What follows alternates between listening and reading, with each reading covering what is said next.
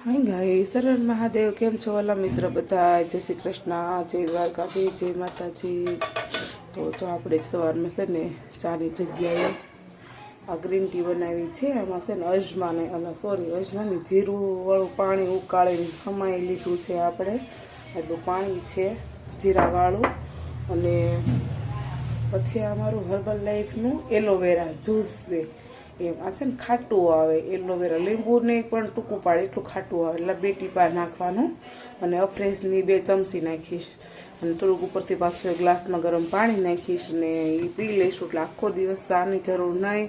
અને ચહેરા ઉપર જો આ ગ્લો દેખાય અને આમ મસ્ત ઉઠતાની વેચાઈ સ્માઇલ દેખાય. કેમ કે આ પીવીને તો વધારે સ્માઇલ આવે એમ. તો કોને કોને ચા બદલવાની છે સવારમાં, તો રાજા જેવી ચા અને નહીં રાણી જેવી ચા ને રાજા જેવો નાસ્તો કરવો હોય ને તો મારો કોન્ટેક્ટ જરૂર કરજો. એકવાર 1 મહિનાની ખાલી ટ્રાય મારજો અનુભવ કરવા માટે કે જીવન આખું બદલાઈ જશે. સવારમાં ઉઠતા હોય થાક લાગતો હોય, આળસ ચડતી હોય, એવું બધું થતું હશે ને કોઈ વસ્તુ થશે નહીં. અંદરથી શરીરની અંદર એટલી એલર્જી આવશે એમ.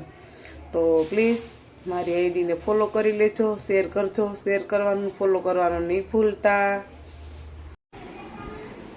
તો આપણે છે ને રાણી જેવી ચા પી લીધી છે. હવે રાજા જેવો આપણે નાસ્તો કરવી જોઈ શકો છો. આ આપણું સવારનું ન્યુટ્રિશન છે. આ એક પી જાવ ને સવારે 8 વાગે એટલે બપોર લગ્ન કોઈ વસ્તુ તમે જમવા માંગો નહીં. આ પીધા પછી ગરમ પાણી પીવાનું શરૂ રાખવાનું. એટલે શરીરની અંદર જે ગંદકી હોય ને એ આપણે શરીરમાંથી બધી બહાર બી આવે. અને બહુ સારું એવું સરસ રિઝલ્ટ આપે છે. મને સુગરમાં બહુ સરસ રિઝલ્ટ પણ આપેલું છે, જોરદાર. અને મને પગ પણ એટલા દુખતા હતા તો રાતે મને નીંદર ના આવે તો પગ એ દુખતા બંધ થઈ ગયા છે. પગના તળિયા બળતા એ બધું બંધ થઈ ગયું છે. તો થેન્ક યુ કહેશ હું હર્બલ લાઈફને કે આ મારી લાઈફમાં આવ્યું ને તો મને જીવન એક સારું મળી ગયું છે. તો કોને કોને જીવન સારું કરવું છે? આપણે છે ને સરસ મજાના રીંગણા આવી ગયા હતા. રીંગણા આવ્યા હતા ઝાઝા, પણ આપણે ઉપર અમારા મકાન માલિકને આપી દીધા હતા. અને મારે જવાનું છે ગામડે એટલે મેં રીંગણા નાના થોડાક એવા રાખ્યા છે. અને નાના નાના રીંગણા છે. આનું આપણે ભરથું બનાવશું.